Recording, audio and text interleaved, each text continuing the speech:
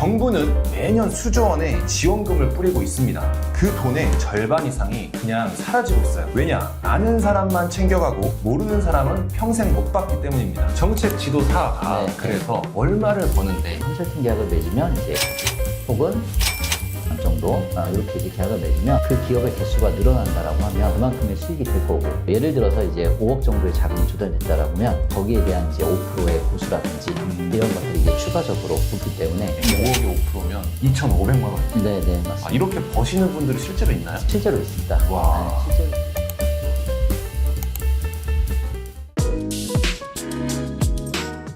안녕하세요. 세상에 돈 버는 모든 기술을 알려드리는 돈 벌게 해준의 김혜준입니다. 자, 정부는 매년 수조 원의 지원금을 뿌리고 있습니다. 그 돈의 절반 이상이 그냥 사라지고 있어요. 왜냐? 아는 사람만 챙겨가고 모르는 사람은 평생 못 받기 때문입니다.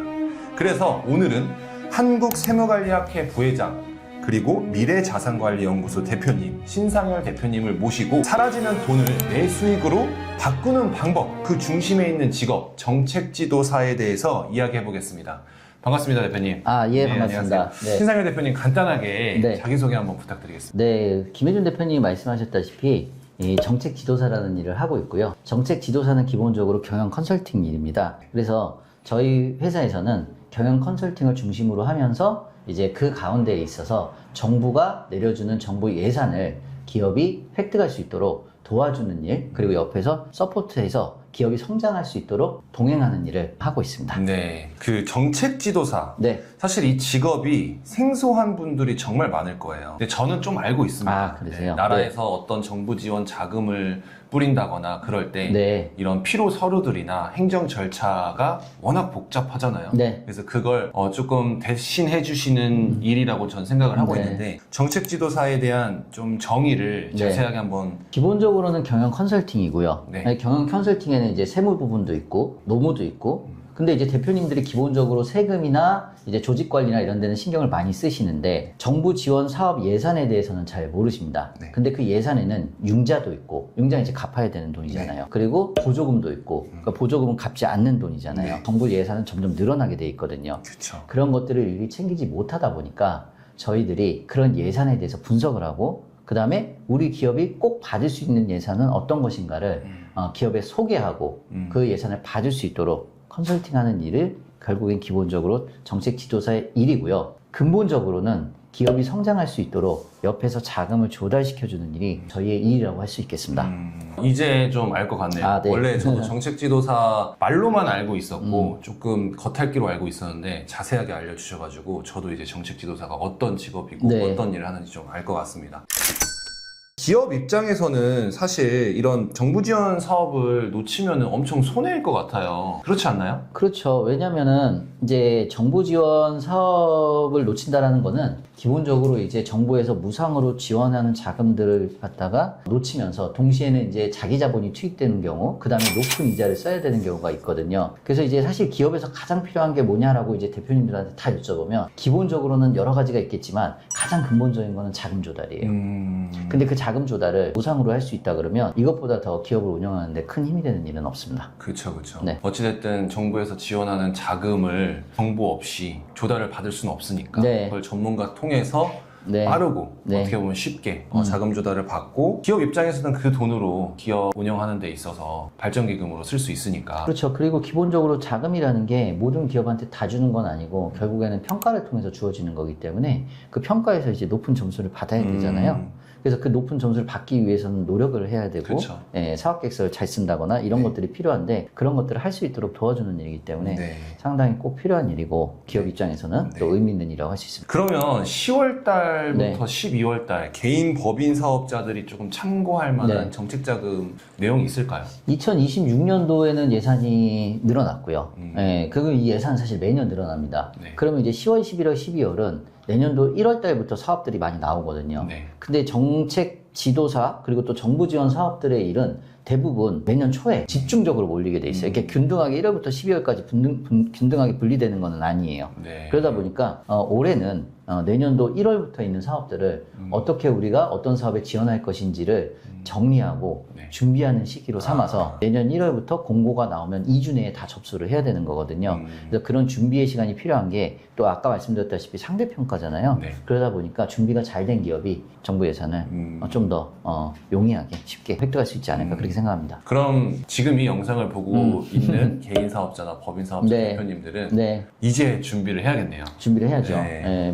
바로 준비하셔야 됩니다. 네, 좋습니다. 그러면 일단 이 정책 지도사라는 이 직업을 굉장히 궁금해 하시는 분들이 많을 거예요. 정책 지도사가 네. 그래서 얼마를 버는데 네. 이게 굉장히 궁금해요. 우리 대표님께서 네. 방금 경영 컨설팅으로 인해서 자금 네. 조달을 한번 사례가 있으실 것 같고 네네네. 그 사례로 얼마를 수익을 내셨을까 네네네. 궁금합니다. 일단은 첫 번째로는 이런 말씀을 드리고 싶어요. 저희는 어쨌든 간에 기업을 대상으로 영업을 하는 입장이에요. 네. 근데 세무사나 뭐 노무사나 법무사 이런 분들도 기업을 대상으로 영업을 하는 입장입니다. 전문적인 일을 하고 있긴 하지만 기본적으로 기업에서 많은 기업을 수주를 해야 수익이 나는 구조죠. 네. 근데 기업에서 가장 필요로 하는 일이 뭐냐라고 했을 때는 자금 조달이에요.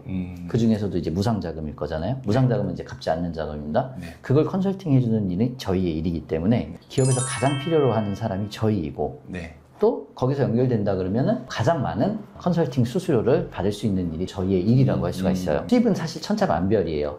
다만 그 기업에 조달되는 자금에 따라서 그 부분에 이제 프로테이지로 가져갈 수도 있고 아니면 그 기업과 월 자문료의 계약, 월 컨설팅 계약을 맺을 수 있기 때문에 뭐 보통 이제 월 컨설팅 계약을 맺으면 이제 100만 원 혹은 150만 원 정도 이렇게 이제 계약을 맺으면 그 기업의 개수가 늘어난다라고 하면 네. 그만큼의 수익이 될 거고 네. 그리고 뭐 예를 들어서 이제 5억 정도의 자금이 조달됐다라고 하면 거기에 대한 이제 5%의 보수라든지 이런 것들이 이제 추가적으로 붙기 때문에 사실은 기본적인 수수료와 이제 성공 보수 이런 것들이 뒤따르기 때문에 열심히 노력한다 그러면 네, 충분한 수익을 가져갈 수 있을 것으로 저는 기대하고 있습니다. 제가 정리하자면 네. 한 달에 한 100에서 150만 원은 이렇게 깔고 가고 이어진다면 네, 방금 5억이라 얘기해 주셨는데 5억에 5%면 2,500만 원입니다. 네, 네, 맞습니다. 이렇게 버시는 분들이 실제로 있나요? 실제로 있습니다. 와. 네, 실제로 있고요. 그렇기 때문에 아까도 말씀드렸다시피 기업에서 가장 필요로 하는 일을 네. 가장 가려운 곳을 긁어주는 일이고 그거에 따른 이제 수익을 저희가 이제 가져가게 되는 경우가 볼 수 있어요. 5억에 2,500만 원 정도를 벌다 보니까 유튜브나 인스타 같은 데서 이 정책 지도사 강의를 몇 개 봤어요. 근데 한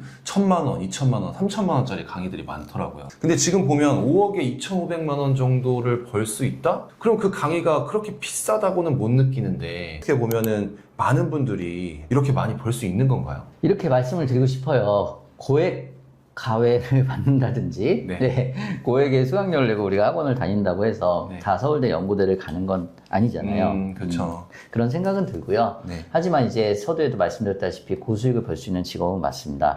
다만 학원이나 이런 것들이 많지 않기 때문에 네. 충분히 역량에 따라서 그렇게 비싼 수강료를 받을 수는 있어요. 하지만 이제 저희 같은 경우는 이제 그렇게 비싼 수강료를 받지는 않고요. 굉장히 많은 제자들을 양성을 하고 있어요. 그래서 이제 교육이나 강의를 이제 온라인, 오프라인으로 하고 있고요. 그리고 저는 이제 기본적으로 많은 사람들이 이 일에 들어왔을 때 진입장벽이 사실 높은 편은 아니잖아요. 누구나 열정을 가지고 한다 그러면 지금의 잡에서 전환을 할 수가 있거든요. 그래서 그 분들이 적응을 잘해서 그리고 좋은 어떤 그 마인드를 가지고 기업을 성장시키는 일을 하면서 본인도 고수익을 가져갔으면 좋겠다는 마음을 가지고 있습니다. 그래서 직업에 들어오시는 분들이 대부분 공부에서 오는 부분들이 아니기 때문에 조금 어려움을 겪는 분들이 또 진입을 하는 경우가 많아요. 그래서 그분들한테 좀 기회의 장으로 좀 수익을 벌 수 있는 그런 장으로서의 교육을 하고 있기 때문에 타 교육기관에 비해서 많은 수강료를 받고 있지는 않습니다. 제가 판단하기에는 이 직업은 작은 사업을 하거나 아니면은 연령대가 그래도 한 30대 후반부터 40대, 50대인 사장님들한테는 굉장히 유리할 것 같아요.